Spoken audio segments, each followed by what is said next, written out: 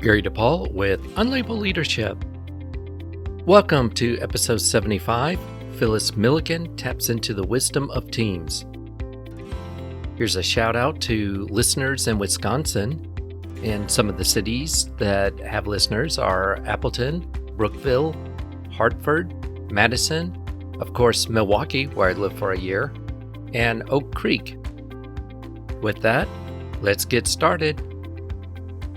In my book, 9 Practices of 21st Century Leadership, I identified 13 traditional leadership assumptions. These assumptions are harmful and can really hurt productivity. In episode 65, Dave Best responds to 3 of these assumptions, and in this episode, Phyllis Millikan, who's been on the show before, responds to another 3. Phyllis is an executive vice president with a company called SurePeople, which offers a talent management platform that does more than just talent management. Way before her days at SurePeople, Phyllis and I worked at Arthur Andersen at their International Training Center. Since working there, we periodically kept in touch, and I've invited her on the show a couple of times. Phyllis has a deep understanding about leadership. Part of this is due to her training, what she's read on her own, and it's also due to her research on leadership as well as her experiences. Part 1. Do leaders need authority?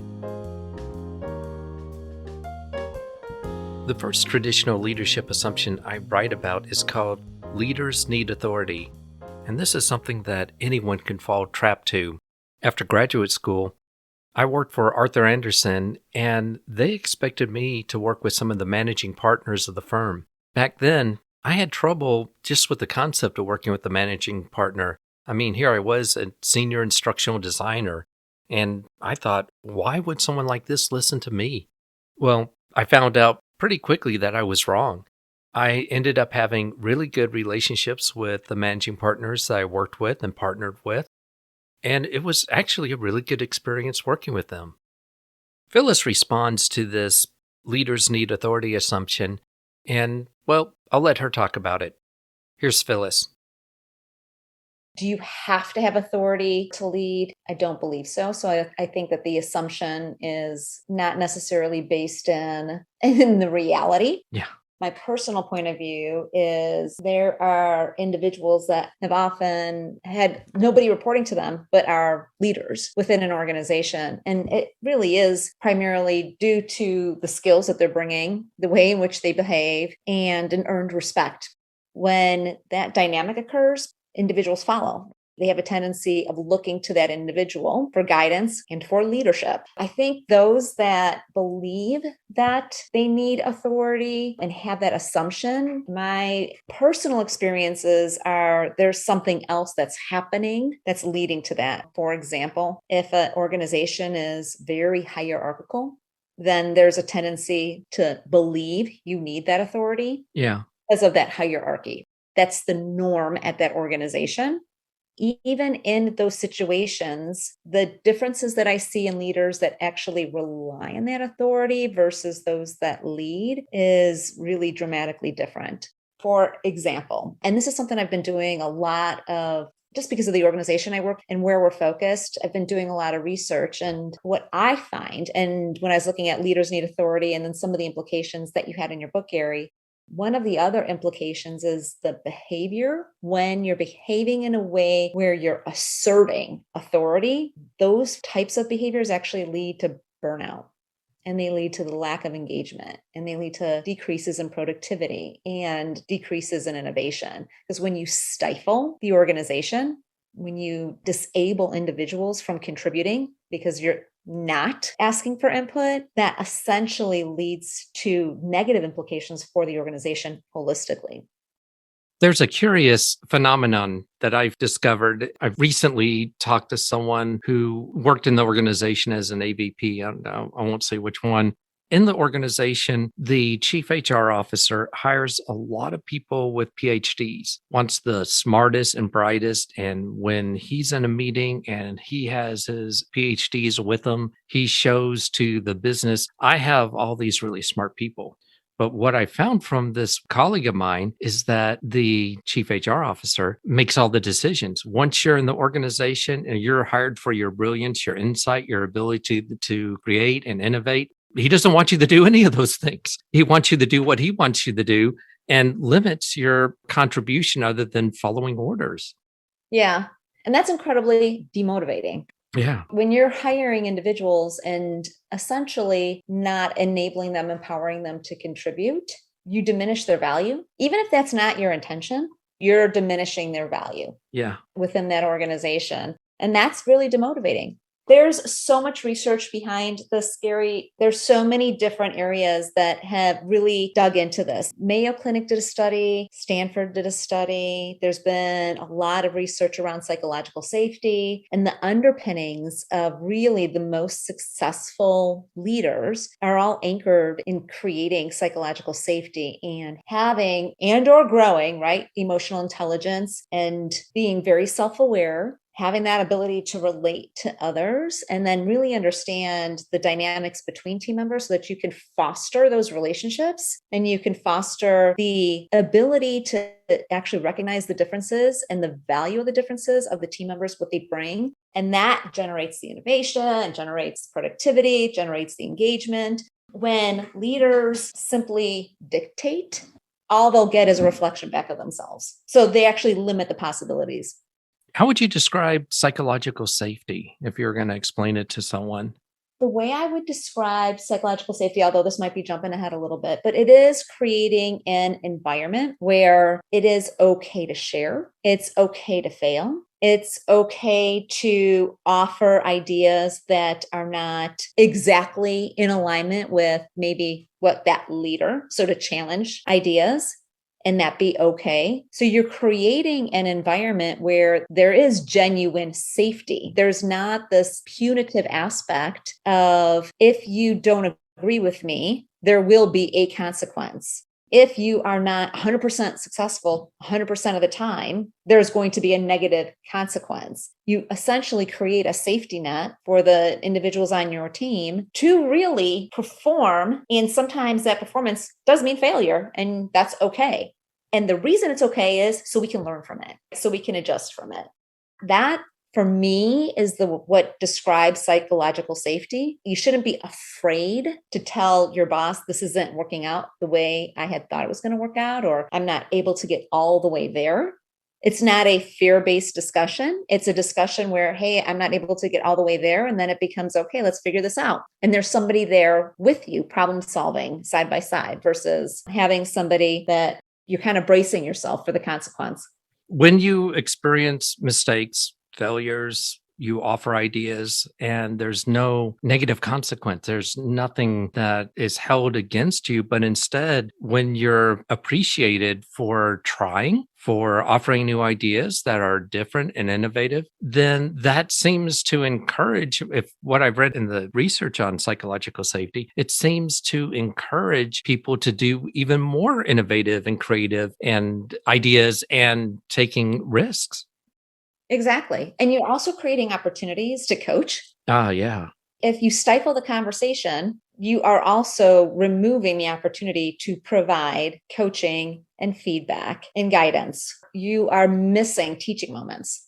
I would even suspect that if you're in an environment that is very authoritative, that discourages any type of psychological safety, as we described it just now, there's a tendency to cover your mistakes. Yeah.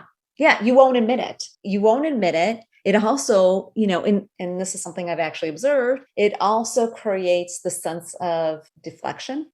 It becomes about blaming others. If there's no negative consequence for making the mistake, you're more likely to admit it.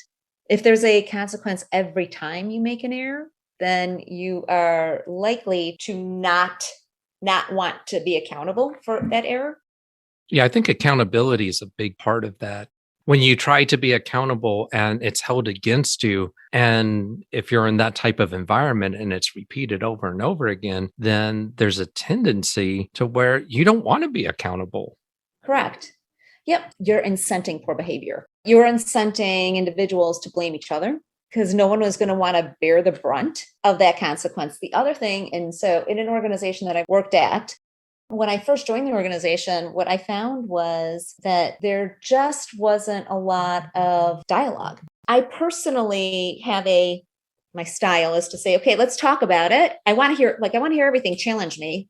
No one is ever going to get penalized by me for challenging me. I want to know, because the sum of our ideas is much better than a single idea. When I state that, I also say, now, just for the record, just because you're giving me your idea doesn't mean I'm going to act on every idea. But if I don't, I'll explain to you why. I will give you the rationale behind, what I may have leveraged or what may not have been leveraged and the reason why, some broader context, but I want to hear it all. And I was really, initially kind of struggling to get the team to share with me what I started to peel back, but it took time and it took creating a trusting and truly that psychologically safe space. So once the team members started to realize that I was genuine, it started to open up more, right? I started actually getting more ideas. As that began to occur, what was being shared with me is, hey, this was punitive before. So there was an environment where even if asked for input, there wasn't a genuine desire for input that was different than the direction that had already been established. Sort of like, my door is always open, but you walked in my door. I'm offended, Right. So they just, and I don't blame them, but they did believe it. Yeah. Right. And so until they began to really recognize that it was truthful, that there wasn't a consequence, that we actually did have that dialogue, then ideas began flowing. And there was a really significant shift in the dynamic of the team. Engagement increased. It was dramatically different. But there was a little bit of PTSD that had been occurring with the team. That has a significant impact on the organization. It was interesting because, when I joined, they're like, we really want to innovate. We really want to innovate. We really want to innovate. And that was more in theory than in reality. There was a bit of a criticism of the lack of innovation. And I don't know that there was necessarily a recognition that that was the environment that was created. Like you were saying before, it took time to overcome those assumptions that people are making. The crucial moments are when, for the first time, someone comes up to you and either says, I disagree, or says, the project we're doing, we have a problem, it's not working out. How you react is so crucial because you determine and you set the tone for future engagement with people and their willingness to disagree or point out when things are not working well. Exactly. And then the other thing that happens is people just operate under the radar. They're not even necessarily doing what the organization wants them to do. They just have learned how to not be exposed. If you're going to get penalized, if you're going to object to anything, you are going to ensure that on the surface, you're a good corporate citizen. And I am using like the Air Bunny quotes right now. Like the good corporate citizen, which to me is it's like an empty shell of a person that shows up every day. What you perceive is not really genuine to what the person's thinking and what they're trying to do, right? Right. And they're just punching a clock. You don't want anything more. So when you're leading in that manner, the message that you're giving people is just punch the clock and do what I say. Yes. Don't put any extra in. We don't want you to ruffle things. And those are some of the unintended consequences of that type of an operation, right? That type of a assumption.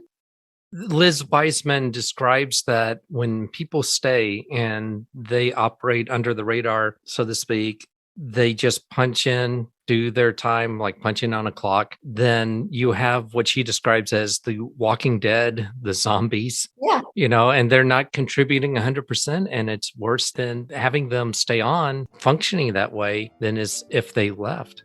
Right. When there is that environment where, look, I am the one in authority. I am the one that's making the decisions. What's the point of contributing? Part 2, Heroes and Legacies. The next traditional leadership assumption that Phyllis and I take on is entitled, Leaders are heroes who leave a legacy. As you might expect, Phyllis finds some exception to this particular assumption. Here's Phyllis to explain. Leaders that want to leave a legacy, I don't know that they all need to be heroes, right? And so I was actually When I saw the statement, so leaders are heroes who leave a legacy. I think the leaders that are heroes, I'm going to come in and save the day, is the portion of this that I think is the most concerning, honestly, as an assumption. And really, the biggest concern for me when I see that is going back to the previous section, you are disabling people from learning, right? You are disabling individuals from contributing. You're not empowering folks. The biggest issue that we have with many, many, many employers right now, and if you look at the recent studies, one of the top concerns among CEOs is the lack of a leadership bench. Now, if you've got leaders that are behaving as heroes, they are not deepening their bench. They are not creating that next generation of leaders. They are not empowering their employees to fail, and that's how you learn. They are not creating those developmental opportunities that are in practice. They might be in theory, but not in practice. There's also this misconception that people need rescuing.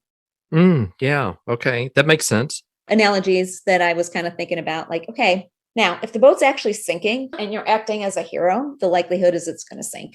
Why? Because you're doing everything. Instead of empowering your team to contribute, go grab the buckets. Who knows how to fix whatever's causing that boat to sink? On the flip side of that, you're also missing the opportunity. So like if you use the same boat analogy and we're in a race, you want to beat your competition, you need everyone to pick up an oar.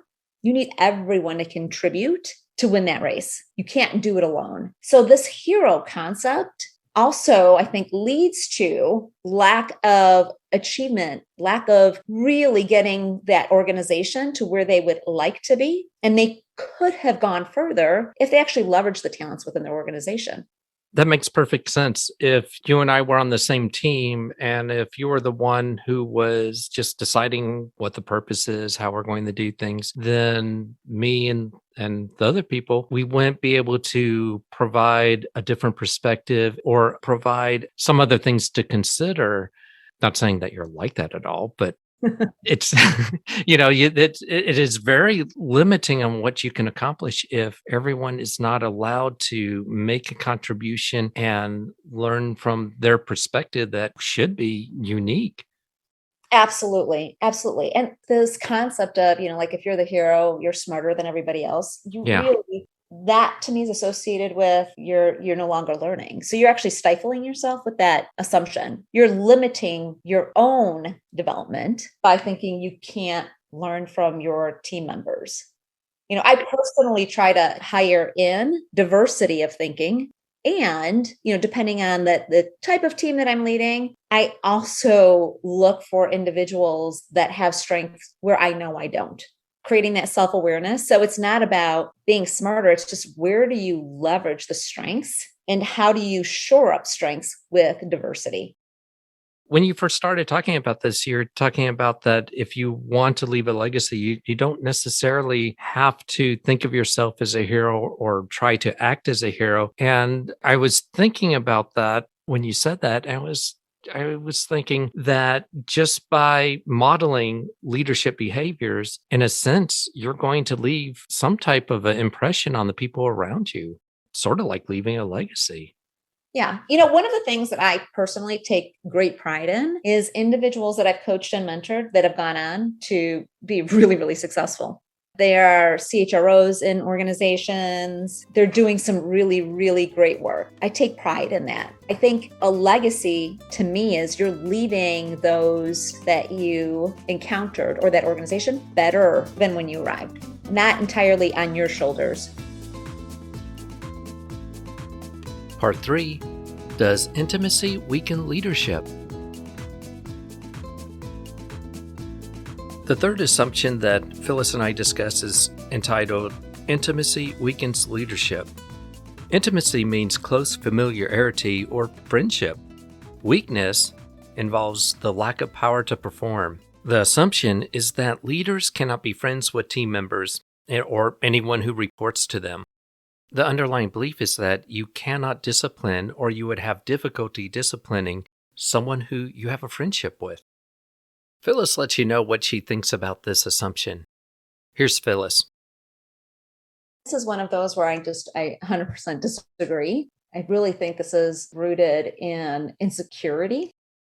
that mentality, like can't expose your Achilles heel because then someone will attack it. And I personally view the intimacy, the vulnerability when shared as a strength. It's you're confident enough in your own capabilities that you're okay to share that and not working off of this assumption that when you share it, that it will be immediate reason for attack. I mean, that really then focuses on a negative, really dark aspect of the people that you're working with, like that they would do that versus that they would actually respect it, that they would appreciate it, that they might see themselves in some aspect of that.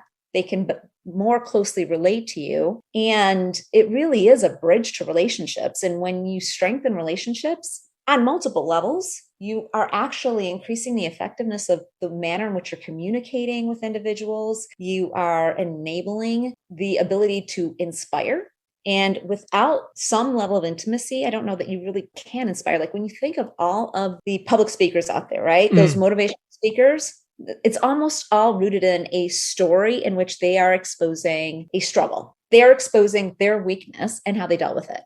By sharing when you have a weakness with the people you work with, you're in a sense giving them permission to do likewise, to be open about their limitations. And Terrell Turner was on a previous episode 54, and he talked about this from a project management perspective. He missed a deadline. He could have done the work late at night and no one would notice the next day. But the next day he walked in and told everyone, I missed my deadline. I did get the work done, but I did not do it when I said I would have it done. And that changed the whole dynamic of the team.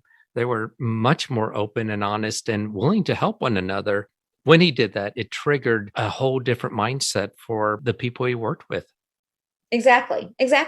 When we were talking about psychological safety, I mean, I genuinely feel like this is one of those that's really rooted in psychological safety, and where as a leader, if you're confident enough in yourself, all parts of it, and it's you have that self-love, not to be hokey, right? Yeah. Then you're able to say, hey, you know what? This is an area that I excel in. I need your help.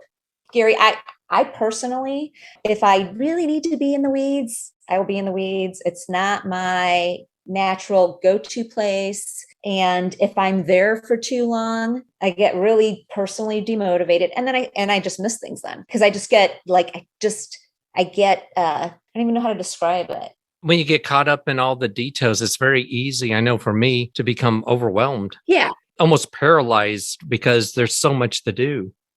Yeah. And I just get impatient with it, right? I get impatient with it. So then I start to move a little bit faster and then I miss things. And I know that about myself. Whenever I am working on something that I know there's a large amount of detail and it's for a sustained period, that combination of things, I'm always looking to partner with others that's their strength, right? They're going to they like that. And so why not leverage a strength in another individual where it actually provides them with energy versus invest probably more time than I should in a less effective way with a less than desirable outcome. But that means saying, hey, you know what? I'm not great at that. Can you help me out? Just having that ability. And then it does create an openness. It creates safety in individuals coming to you saying, hey, you might have missed that. Or did you think about that? And I'm like, hey, thank you. Great catch. I appreciate that. But that requires that level, making people feel safe, saying, I think that might be a mistake. And I would rather be told, right? We are all working in the same place. We are all working towards the same end. And sometimes I think we forget that. And we just think about us as an individual and protecting ourselves. Earlier, you described starting at an organization where there was limited to no psychological safety, where people were cautious. To develop that psychological safety, it really starts with you and modeling that behavior. And the Kuz's imposter in their leadership challenge, they say the leader goes first. Yeah, absolutely. To make a presumption that an environment of psychological safety is going to exist if you are not behaving in a way that, you're willing to share some vulnerabilities, you're willing to connect and expose some things that are not always pretty. It's just not realistic, right? Because if you're not doing it, others aren't going to do it. Exactly. My thanks to Phyllis Millikan. If you'd like to learn more about Phyllis, go to the show notes. And if you have a question or comment, go to unlabelleadership.com, click the message icon, and you can leave a voicemail message up to 1 minute. I'd like to thank those who contribute to the show. Your contribution makes a difference because this is a volunteer service. Lastly, I'd like to thank you for listening. Until next time, lead on.